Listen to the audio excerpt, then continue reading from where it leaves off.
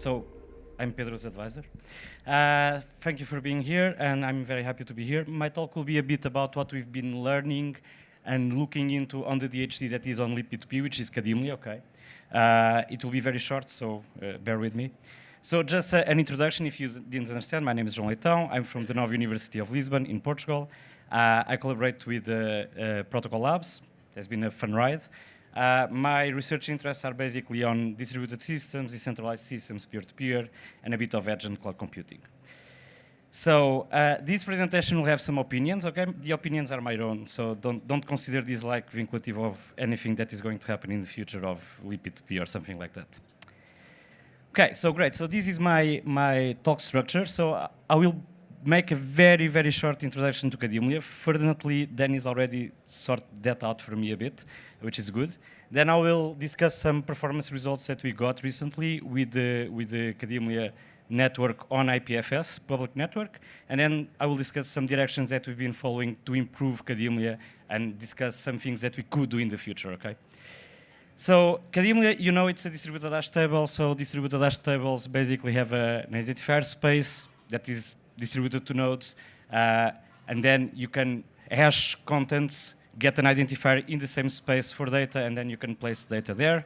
So the implementation in IPFS and libp2p is slightly different, or at least for IPFS, we don't store the content itself. We store a pointer to the content that is kept by the node that is publishing the content. And then basically anyone can fetch that content as long as it has access to the CID, which is the identifier of that content.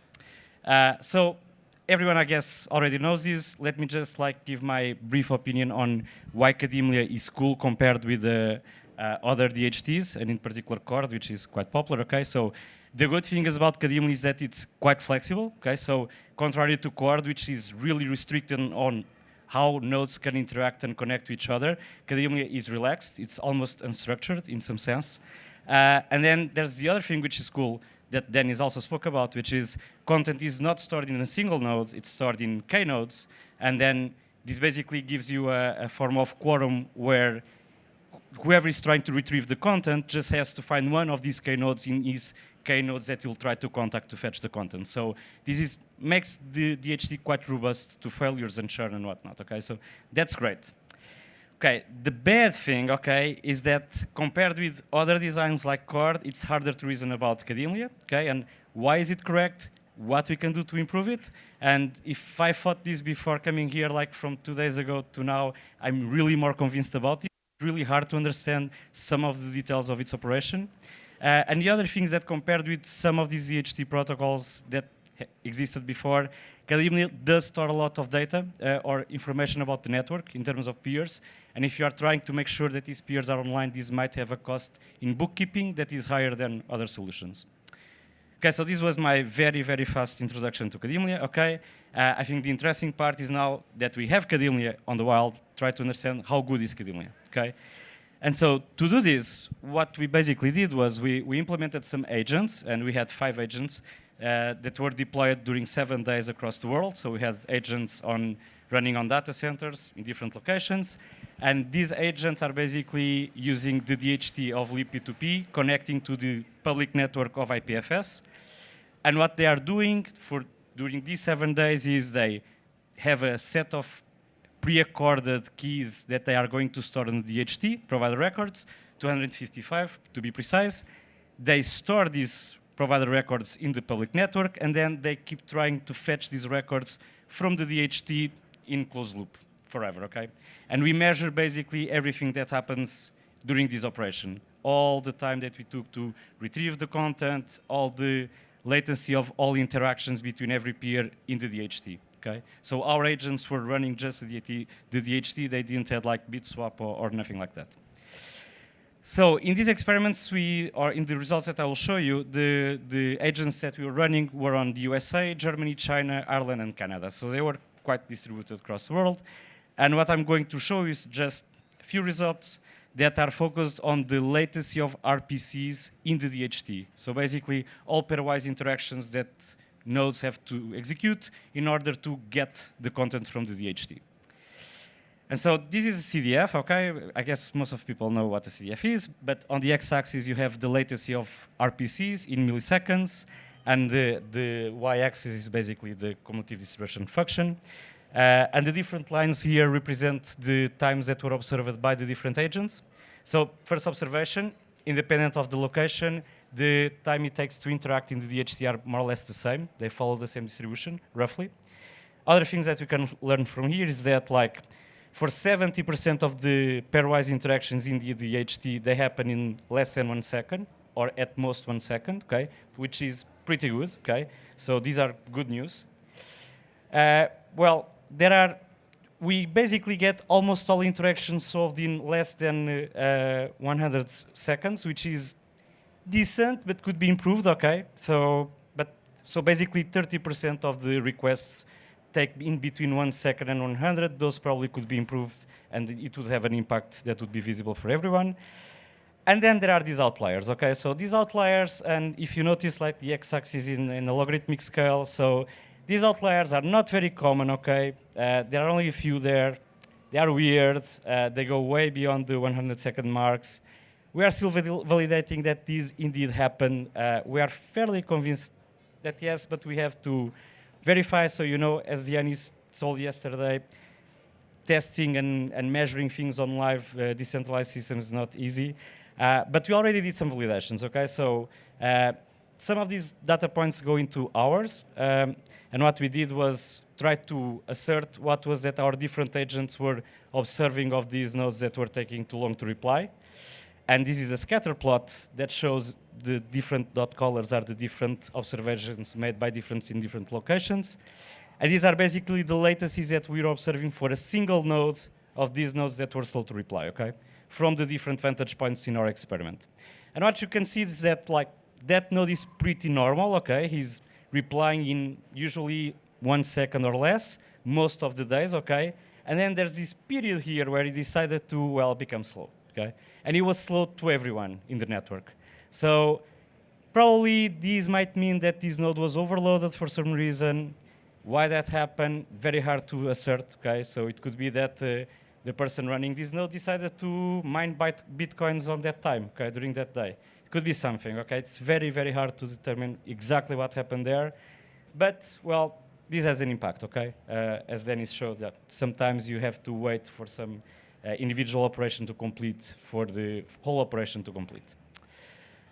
So, just to summarize what we've seen here for the performance of Kademlia. Okay, one thing that I didn't say, all of our content records that we published to the network were possible to retrieve during the experiment, which is good. So, in general, the DHT is quite fast, so interactions taking less than 1 second, it's cool. However, there are some interactions, at least 30% of them, that could be improved, and maybe we should look into that. And then there is these anomalies that we really don't, they are not easy to explain since this is a decentralized system, and we are looking into that, okay? So to understand what's going on there, we have to first validate that it really happened, okay, which is ongoing.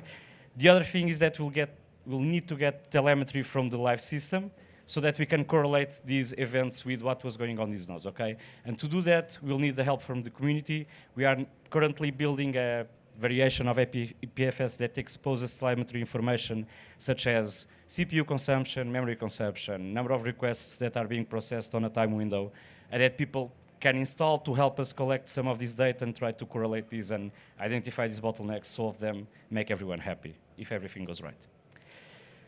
So in relation to improve Kademlia, okay, so as we saw, there is space for improvement, despite the fact that in general it's actually good. So one way that we can improve Kademlia or, well, other networks is basically to pick up very specific use cases with very specific needs and specialize the DHT for those cases, okay? And we did try to do that with Kademlia. And basically our assumption when we did this variation of Kademlia that would improve the life of people was there is some geographical locality in the use of Kademlia, at least on IPFS. So this means that most of the times, content that is accessed by peers were published by peers in the same geographical location, which, if you think like in websites, could make sense, okay? Like in Portugal, maybe most of the people that read websites that are published from Portugal are in Portugal, okay? And the insight that we use to go after this assumption, try to have a variation of academia that would optimize these interactions, was to prefix identifiers of nodes in the network, such that the nodes with the same prefix, that would be in the same location, would cluster in the logical DHT, okay? So just to give you the very high-level insight in a very imprecise way, okay, so this diagram is quite imprecise. If you think of academia as being a space of identifiers that is represented by the ring, and you have nodes in different locations, represented by the colors, and if you define a table that says for each location a prefix of bits that you are going to add to the academia identifiers, and you assign these, by the natural operation of the DHT, nodes that are closer, that have longer common prefixes, will become closer in the DHT, okay? So this is basically the insight. And then you can also do the same trick for content published by these nodes, such that that content ends up being stored also on nodes on the same geographical location, okay? So it's more or less a trivial intuition. And so the idea here is that if most of the interactions between peers are within the same geographical region, using this, you'll have less interactions to get what you need, and your interactions will be mostly with peers that are close to you, which should have a lower latency. So overall, all of your operations should finish faster, okay? So that's basically the intuition. And we did test this works. We have a paper, I have a reference further ahead that shows this. That's great, okay? Now, recall that all of this started with this assumption that, oh, well, there will be lots of locality in accessing content on IPFS, okay? And then after doing this, we went and checked, okay? And the way that we checked was more or less simple, okay? So basically, we looked into logs that we had from a public gateway of IPFS and BitSwap logs that were provided to us by our friend Leo, that is unfortunately not here today. And basically, looking at these logs that said who was accessing different CIDs on the network, we ourselves went to fetch those CIDs, and based on the nodes that were able to provide that content, we assumed these are the publishers, okay? Then we looked at the IP addresses of nodes fetching and nodes providing content, used GOP to associate a geographical location, and we generate like a heat map that shows the relation between the location of publishers for content and the location of retrievals of people or nodes consuming that content, okay? And this is what we got with the public DHT data. So the one on the left is coarser grain, like by continent heat map, and the one on the right, there are lines there. They are almost invisible because that's by country, and so there are lots of lines and columns. And so if our assumption was correct, what we would expect to see would be like very hit marks on this diagonal and not so much on the rest of the map, okay? Which, as you can see, are not there, okay, at all, okay? So there's no strong correlation between the location of consumers and providers of content on IPFS. I think that's the key conclusion here. There are others that could be taken looking at the plots. And looking at the BitSwap data, well, more of the same, okay? So conclusion, no locality. So at this point you think, okay, so now you feel really dumb because you did that optimization of academia that doesn't really serves no one, okay? Well, not exactly. I was sort of lying up to now, okay? So actually our notion of locality can be translated into any logical proximity metric that you want, okay? So one possibility would be, for instance, to consider the applications that nodes are running, okay? And so nodes that are running the same application could have the same prefix. They would be collocated closer in the DHT. If they interact more frequently, they would benefit from this, and still they would have access to the entire DHT to offload work if they need, okay? And so in particular, this would be useful, for instance, for use cases as Bertie that we discussed yesterday. Okay, so just to give you the reference, the way to optimize the DHT in this way is on this paper that will be presented on the DINS workshop that Yanis already mentioned yesterday. If you can attend, please join us. It will be a fun event. And now just to conclude, because my talk is very, very short, okay, so what other things could we do to improve the DHT? in addition to specializing the DHT protocol for use cases that are relevant, okay, that have special needs, there are the applications with very special needs and they are relevant for the community, we could always do that, but that's like a huge effort because you have to think about what are the needs, what can we do in particular there.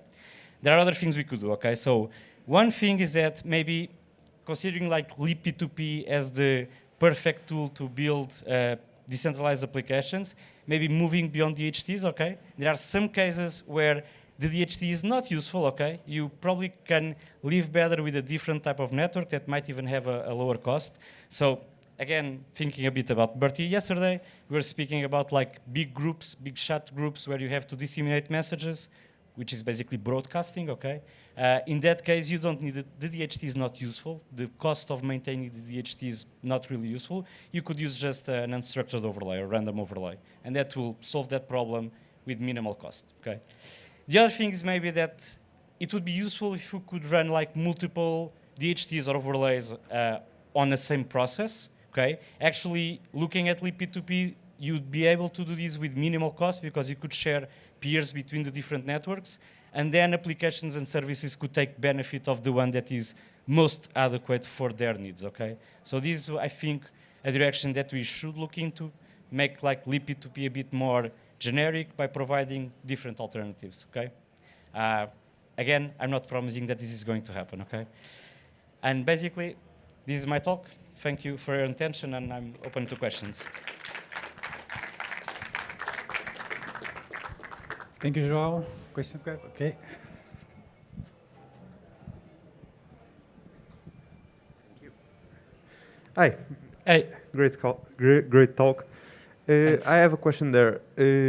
By biasing the academia DHT towards a country, towards a software version, towards something like that if there is a huge firewall that starts blocking everything, or if there is a bug in some version of the protocol, that wouldn't influence have an impact on the connectivity of the DHT?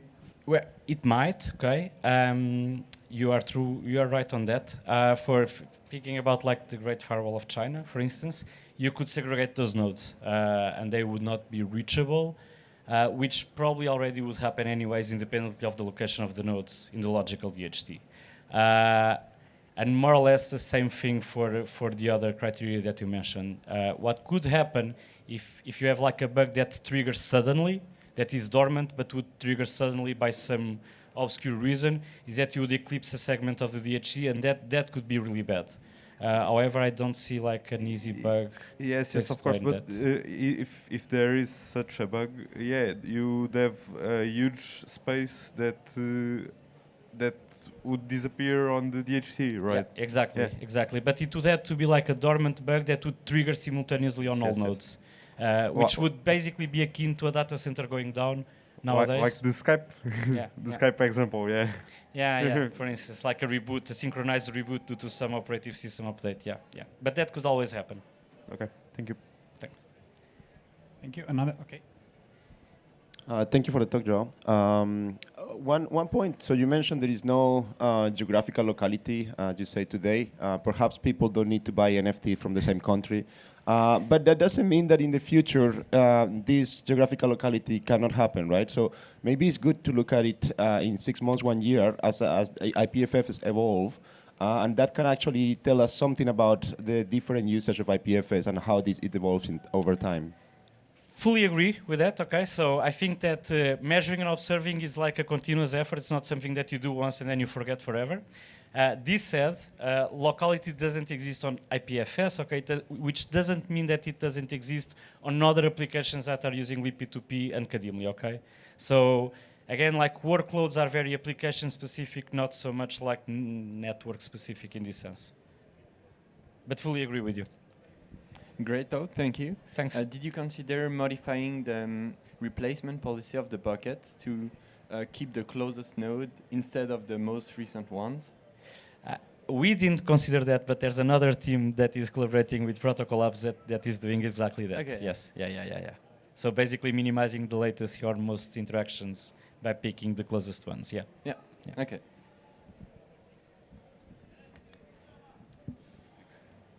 Thanks for your talk. For you, about Bertie, what will be the best way to handle, this use case if you need when you need to have like a small and access quickly to the peer and so on? Okay. Will this be used like another DHT implementation, or maybe optimize Cadmelia, or maybe something else? I don't know. Okay, so for that particular use case, since the mobile phones are maybe not a great idea to be on the DHT because their session times are very short, as we saw yesterday, I would say it's good to be on the public network, okay? Because if you don't have many nodes active at some point, you can always take advantage of the public network resources, okay, which is great. In that case, like the prefixing would work pretty well because the nodes running that application would be on an area, so they would be very close to each other logically in the DHT, and they would be reachable and found and easy to find with less steps. Yeah. Great. Thanks a lot, Joao. I think we're going to cut the questions here. Great talk again.